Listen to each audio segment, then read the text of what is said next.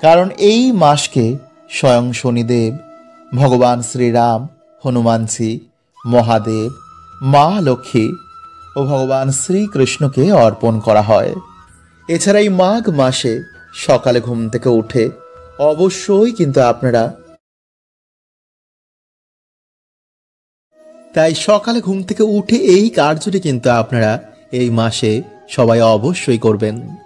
কারণ শাস্ত্র বলছে বন্ধুরা যে দিনের মধ্যে সকালে করা প্রার্থনা ভগবান সবার আগে শোনেন। তাই পবিত্র মাসে আপনারা সকালে ঘুম থেকে উঠে এই কার্যটি কিন্তু ভক্তি মনে আপনারা অবশ্যই করুন। দেখবেন যে এই মাসে করা আপনাদের প্রার্থনা ভগবান অবশ্যই শুনেছেন। এবং খেতে বসে এই মাসে কিন্তু আমাদের কিছু অজান্তে করা ভুলে আমাদের জীবনে নেমে আসে চরম দুর্ভাগ্য। যেমন বিছানায় বসে এই মাসে খেলে কি হয়, কারণ খাদ্যকে বন্ধুরা আমাদের হিন্দু ধর্মে মা লক্ষ্মীর প্রতিরূপ মানা হয়েছে। তাই খাবার সময় এই মাসে যদি কিছু নিয়ম মানা যায় তো সেই ব্যক্তির জীবনে এসে পড়ে ভগবান বিষ্ণু এবং মা লক্ষ্মীর বিশেষ কৃপা। বন্ধুরা, খাদ্য আমাদের জীবনের একটি গুরুত্বপূর্ণ অংশ, কারণ খাদ্যই আমাদের এই ভৌতিক শরীরকে চালাচ্ছে। যদি আমরা ঠিক মতন খাদ্য গ্রহণ না করি তো আমাদের এই শরীর অসুস্থ হতে পারে। তাই এর জন্য ভগবান শ্রীকৃষ্ণ খাদ্যের ব্যাপারে আমাদের কিছু গুরুত্বপূর্ণ কথা বলেন। যেমন কোন ধরনের খাদ্য আমাদের খাওয়া উচিত নয়, বা কোন ধরনের খাদ্যই আমাদের গ্রহণ করা উচিত, কোন ধরনের খাদ্য মানুষের দুঃখ রোগের কারণ হয়, আমাদের কোন দিকে মুখ করে খাওয়া সর্বদাই উচিত, খাদ্য গ্রহণ করার আগে কোন মন্ত্র উচ্চারণ করা উচিত যাতে দেবী দেবতাদের আশীর্বাদ আমরা প্রাপ্ত করতে পারি, এবং অশুভ নেগেটিভ এনার্জি যাতে আমাদের কোনো ক্ষতি করতে না পারে, যাতে কোনো রকম রোগ ব্যাধি আমাদের ঘিরে ধরতে না পারে। তাই বন্ধুরা, আজকের এই ভিডিওতে আমরা জানব যে কোন জায়গায় বসে আমাদের খাবার খেতে নেই, কোন সময় আমাদের খাদ্য গ্রহণ করতে নেই, এবং খাবার আগে আপনারা কি মন্ত্র জপ করলে জীবনে আসবে অপার সুখ, অপার শান্তি। তাই বন্ধুরা, ভিডিওটি একটি লাইক করে কমেন্টে হর হর মহাদেব ও জয় শ্রীকৃষ্ণ অবশ্যই লিখুন। বন্ধুরা, আমরা সকলেই জানি যে এই ব্রহ্মাণ্ড একদিন শব্দ থেকে উৎপন্ন হয়, যাকে আমাদের সায়েন্সে বিগ ব্যাং বলা হয়। আমাদের শাস্ত্রে অনুসার ব্রহ্মাজি একদিন সংকল্পের মাধ্যমেই এই সমস্ত সৃষ্টি উৎপন্ন করেন। তাই বন্ধুরা, আমাদের শাস্ত্রে মন্ত্রকে খুবই গুরুত্বপূর্ণ মানা হয়। মন্ত্র জপে জীবনে সুখ শান্তির আগমন হয়, সিদ্ধি প্রাপ্ত হয়, দৃষ্টি খোলে, কুণ্ডলিনী জাগরণ হয়। তাই প্রত্যেক কিছুর বন্ধুরা একটি বিশেষ মন্ত্র রয়েছে। আর আজকের ভিডিওতেই আমরা জানব যে খাবার খাওয়ার আগে আমাদের কি মন্ত্র উচ্চারণ করা উচিত। বন্ধুরা, আমাদের শাস্ত্রে অনুসার স্নান না করে ঈশ্বরকে ভোগ না দিয়ে যে খাদ্য আমরা গ্রহণ করি তা মলের সমান। কারণ বন্ধুরা, আমাদের শাস্ত্র অনুসার যদি আমরা ঈশ্বরকে ভোগ না দিয়ে বা ঈশ্বরকে স্মরণ না করে যে খাদ্য আমরা গ্রহণ করি সেই খাদ্যের ওপর নেগেটিভ ঊর্জা বা প্রেতদের অধিকার হয়। ফলে সেই খাবার ফলে মানুষ তমগুণী হয়ে ওঠে। সর্বদাই ক্রোধ, কাম, ডিপ্রেশন, চিন্তা, রোগ ব্যাধি এগুলো মানুষকে ঘিরে ধরে। কারণ যেমন বন্ধুরা আমাদের অন্ন হবে তেমনই আমাদের মন তৈরি হয়। তাই এর জন্যই দেখবেন যখন কোনো আমরা মন্দিরে গিয়ে ভগবানের প্রসাদ গ্রহণ করি তখন আমাদের মন প্রাণ সব যেন তৃপ্তি হয়ে যায়। নাম্বার 2, নোংরা যেখানে সেখানে বসেই বন্ধুরা ভুলেও কিন্তু খাদ্য গ্রহণ করা উচিত নয়। এতে নানা রকম রোগ ব্যাধি আমাদের শরীরে প্রবেশ করতে পারে। খাদ্য সর্বদাই শান্তিপূর্ণভাবে ঈশ্বরের ভোগের মতন গ্রহণ করা উচিত। কারণ ভগবান শ্রীকৃষ্ণ গীতায় বলছেন, যদি আমাদের প্রাপ্যে খাদ্য না থাকে তো মুখ অবধি খাবার গেলেও বন্ধুরা সেই খাবার আমাদের পেটে পৌঁছাবে না। তাই খাবারকে আমাদের সর্বদাই সম্মান করা উচিত। নাম্বার 3, খাদ্য গ্রহণ করার আগে অবশ্যই কোনো জীবজন্তুকে বা কোনো অসহায় মানুষকে আমাদের খাদ্য দান করা উচিত। কারণ খাদ্য দানের থেকে বড় দান আর কিছু কখনোই হয় না। তাই খাবার আগে বন্ধুরা আমাদের মা অন্নপূর্ণাকে স্মরণ করে এই মন্ত্র 3 বার জপ করা উচিত। আর সেই মন্ত্রটি হল ওং হ্রিং নমো ভগবতী মাহেশ্বরী অন্নপূর্ণে সোহা। নাম্বার 4, বন্ধুরা, আমাদের শাস্ত্র অনুসার সর্বদাই আমাদের পূর্ব দিকে বসেই খাদ্য গ্রহণ করা উচিত। বিছানায় বসে আমাদের কখনো খাদ্য গ্রহণ করতে নেই। খোলা আকাশের নিচে বা হাঁটা চলা করতে করতে বন্ধুরা আমাদের খাদ্য গ্রহণ করতে নেই। এতে ভবিষ্যতে বিভিন্ন রকম রোগ আমাদের শরীরে বাসা বাঁধতে পারে। খাবার খাওয়ার সময় রাগ, কান্নাকাটি, হাসি ঠাট্টা করা মোটেও উচিত নয়, কারণ সেই খাবার গলায় আটকে মানুষের মৃত্যু হতে পারে। বন্ধুরা, আমাদের এই মনুষ্য শরীরকে চালিয়ে রাখার জন্য আমাদের খাদ্য গ্রহণ করতে হয়। কিন্তু আপনারা কি জানেন যে প্রেতজনিত প্রেতেরা কি খাদ্য গ্রহণ করে এবং আমাদের কোন খাবারের ওপর প্রেতেদের অধিকার হয়? বিছানায় বসে খাওয়া কি শুভ নাকি অশুভ? এই সকল প্রশ্নের উত্তর বন্ধুরা আজকের এই ভিডিওতে জানবো। তাই অবশ্যই বন্ধুরা ভিডিওটি পুরো দেখবেন। বন্ধুরা, আজকের উত্তরটি স্কন্দ পুরাণে বর্ণিত একটি গল্পের মাধ্যমে জানবো। তো চলুন বন্ধুরা এর উত্তর আমরা জেনে নিই। বন্ধুরা, এক সময়ের কথা, রাজা বিদুরথ নামে একবার একটি রাজা একটি জঙ্গলে শিকার করতে যান। কিন্তু শিকার করতে করতে তিনি একটি গভীর জঙ্গলে প্রবেশ করে যান। জঙ্গলের এই ভাগটি ছিল খুবই ভয়ানক। নির্জনে বনের মধ্যে অনেক সময় হয়ে যাওয়ার পর ঘোড়াটি ক্ষুধা ও তৃষ্ণায় মাটিতে পড়ে যায়। তখন তিনি কি করবে বুঝতে না পেরে রাজা নিজেই পায়ে হাঁটতে শুরু করেন। আর তখনই তার সামনে আকাশে 3টি ভয়ানক জীব প্রকট হয়।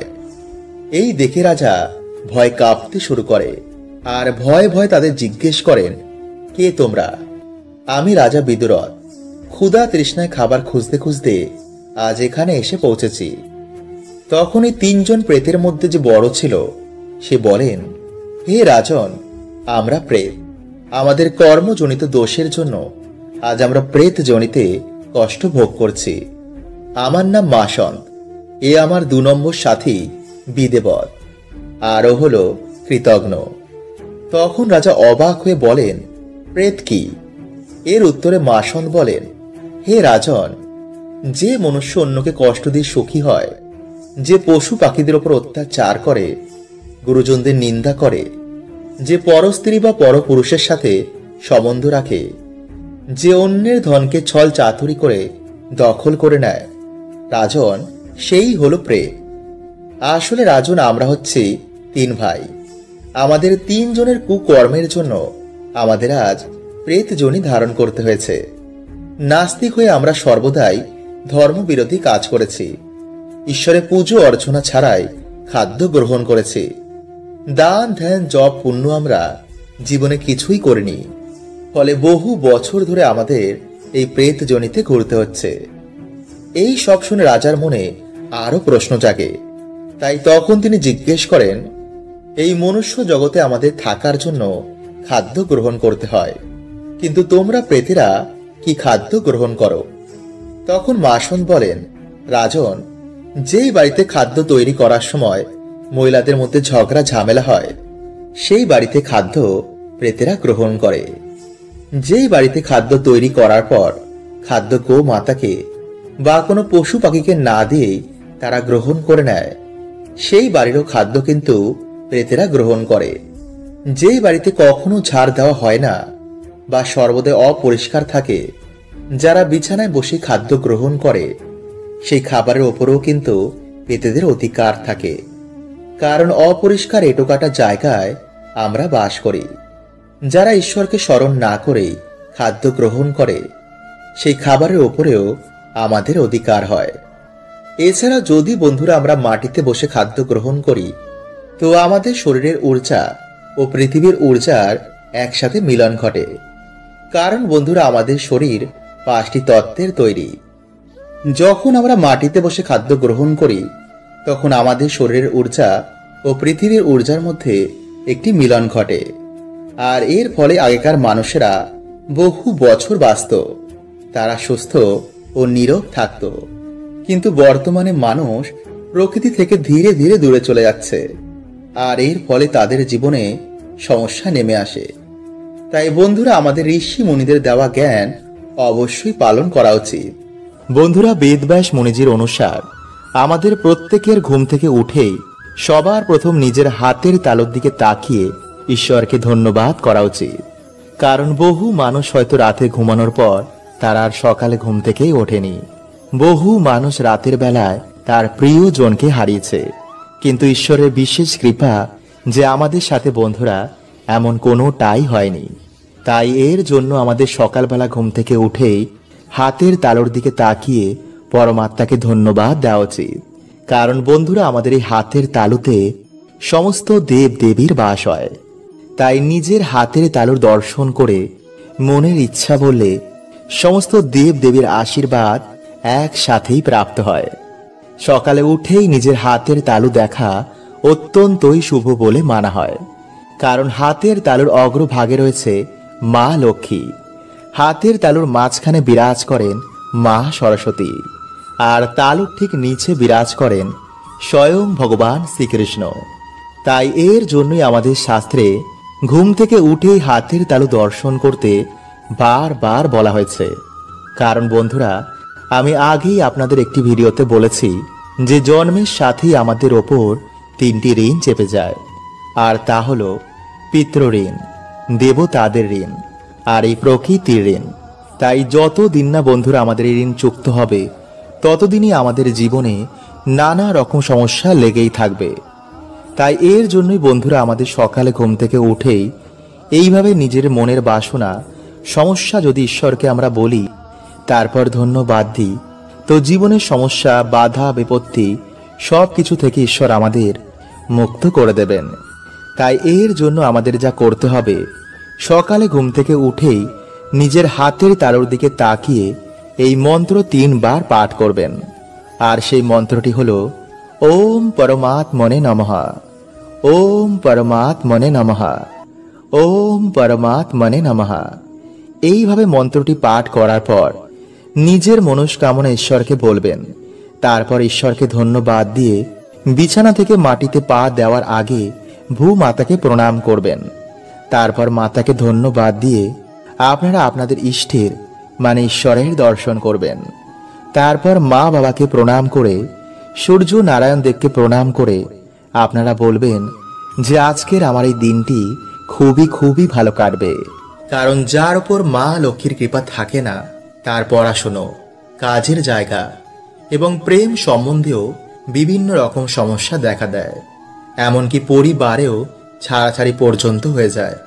কারণ যাতে লক্ষ্মীশ্রী থাকে না, সেই জিনিসের কখনো কিন্তু উন্নতি সম্ভব নয়। তাই আমাদের জীবনে প্রত্যেকের মা লক্ষ্মীর কৃপা প্রাপ্ত করা অনিবার্য দরকার।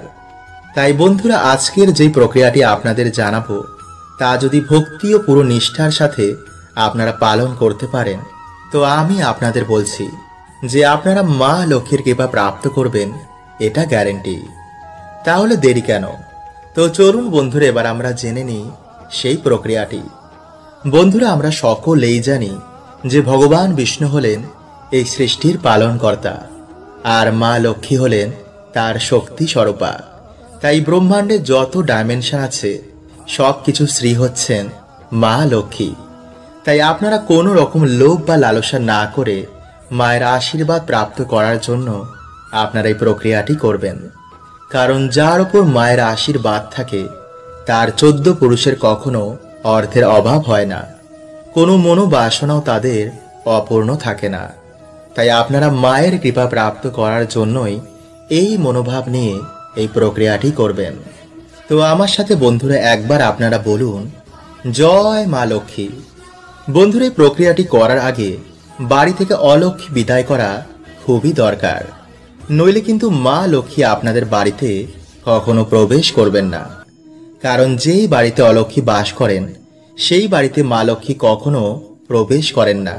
তাই এর জন্য হয়তো আপনারা এত পুজো অর্চনা করার পরেও মায়ের আশীর্বাদ পাচ্ছেন না। পরিবারে যেই সমস্যা সেই সমস্যাই রয়েছে। তাই বন্ধুরা, বাড়ি থেকে অলক্ষ্মী বিদায়ের জন্য আপনাদের ঘর মোছার জলে প্রত্যেক দিন গঙ্গা জল ও কর্পূর মিশিয়ে তা দিয়ে ঘর মুছবেন। বিশেষ করে সেই জায়গায় যেই জায়গায় আলো প্রবেশ করে না। কারণ বন্ধুরা অন্ধকার জায়গাতেই দেবী অলক্ষ্মীর বাস হয়। এমনকি প্রদীপের তলায়ও দেবী অলক্ষ্মী বাস করেন। তাই বাড়িঘর পরিষ্কার পরিচ্ছন্ন রাখার সর্বদা চেষ্টা করবেন। নোংরা এঁটোকাটা যেখানে সেখানে বাড়িতে ফেলে রাখবেন না।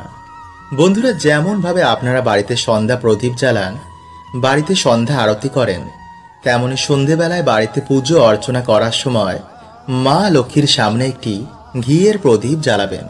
তারপর মায়ের সামনে উলু দিয়ে শঙ্খ বাজিয়ে মায়ের সামনে বসে হাতে লবঙ্গ, এলাচ ও একটি 1 টাকার কয়েন নিয়ে 11 বার লক্ষ্মী গায়ত্রী মন্ত্র আপনারা পাঠ করবেন। আর যদি বন্ধুরা আপনারা চান তো ওম নমো লক্ষ্মী নারায়ণায় নমো এই মন্ত্রটিও পাঠ করতে পারেন। যেই মন্ত্রটি আপনাদের ইচ্ছা সেটি আপনারা পাঠ করবেন। এরপর পারলে আপনারা লক্ষ্মী পাঁচালীও পাঠ করতে পারেন। এবং এই সব কিছু হয়ে যাওয়ার পর বন্ধুরা আপনারা সেই 3টি জিনিস মায়ের চরণে অর্পণ করে দেবেন। এরপর মায়ের সামনে হাত জোর করে আপনাদের যে মনোবাসনা রয়েছে তা মাকে বলুন। এরপর রাতে নিরামিষ আহার গ্রহণ করে আপনার বালিশের তলায় বা আপনাদের বাড়ির যে মেন আয়কর্তা তার বালিশের মধ্যে এই জিনিসগুলি রেখে দিন। কিন্তু যেন বন্ধুরা এই খবর কেউ না পায়, আর যেন বন্ধুরা এই বালিশ অন্য কেউ ব্যবহার না করে। এই জিনিসগুলো আপনারা যত দিন খুশি বালিশের মধ্যে রাখতে পারেন। এরপর আপনাদের মনোবাসনা পূর্ণ হলে বাড়িতে মা লক্ষ্মীর পুজো দিয়ে সেই জিনিসগুলো আপনারা কোনো জলাশয়ে ভাসিয়ে দেবেন। ঝাঁটাকে কখনোই দিনের বেলায় বাড়ির দরজার সামনে, মানে সহজেই ঘরে ঢুকে যেন ঝাঁটা চোখে না পড়ে। মানা হয় খোলা জায়গায় ঝাঁটা রাখলে বাড়ি বা দোকানের সম্পত্তি, মান সম্মান বাইরে বেরিয়ে যায়। তাই ভুলেও বন্ধুরা ঝাঁটা কিন্তু আপনারা এমন জায়গায় রাখবেন না যা সহজেই চোখে পড়ে। নাম্বার 3, ঝাঁটা কখনোই বন্ধুরা আপনারা বাড়িতে দাঁড় করিয়ে রাখবেন না। বাস্তুমতে এটি সৌভাগ্যের নাশ করে দেয়। তাই ঝাঁটাকে সর্বদাই আপনারা শুয়ে রাখবেন। নাম্বার 4, সন্ধেবেলায় আপনারা কখনোই বাড়িতে ঝাড় দেবেন না। এমনকি শনিবার দিন আপনারা কখনোই নতুন ঝাঁটার ব্যবহার শুরু করবেন না। এতে শনিদেবের বক্র দৃষ্টিও পড়তে পারে। নাম্বার 5, বন্ধুরা অনেকে কি করে যে যেই ঝাঁটা দিয়ে বাড়িতে ঝাড় দেয় সেই ঝাঁটা দিয়েই ঠাকুর ঘরেও ঝাড় দেয়। এটি কিন্তু বন্ধুরা আপনারা ভুলেও করবেন না। এতে বন্ধুরা কি হয় যে যেখানে আমাদের বাড়িতে বিভিন্ন দেবদেবীর বাস হয় সেই স্থানে আর দেবতাদের বাস থাকে না। তাই সর্বদাই আমাদের ঠাকুর ঘর পরিষ্কার পরিচ্ছন্ন এবং পবিত্র রাখা উচিত। নাম্বার 6, বন্ধুরা ঝাঁটায় যেন কখনোই আপনাদের পা না লাগে, কারণ ঝাঁটা হচ্ছে মা লক্ষ্মীর প্রতিরূপ। ঝাঁটাই আমাদের বাড়ি থেকে অশুভ শক্তিকে বার করে দেয়। তাই এই ভুল যেন বন্ধুরা আপনাদের কখনোই না হয়। নাম্বার 7, বন্ধুরা যদি আপনাদের মনে হয় যে আপনাদের বাড়িতে কোনো অশুভ শক্তির প্রভাবে ঝগড়া, ঝামেলা, অশান্তি এবং আর্থিক উন্নতি কিছুতেই হচ্ছে না, তো বন্ধুরা বাড়ির পশ্চিম দিকের কোনো ঘরে ঝাঁটাটিকে আপনারা লুকিয়ে রাখবেন। এতে কোনো রকম নেগেটিভ শক্তির প্রভাব আপনাদের বাড়িতে থাকবে না। হরে কৃষ্ণা, ওম নমঃ শিবায়।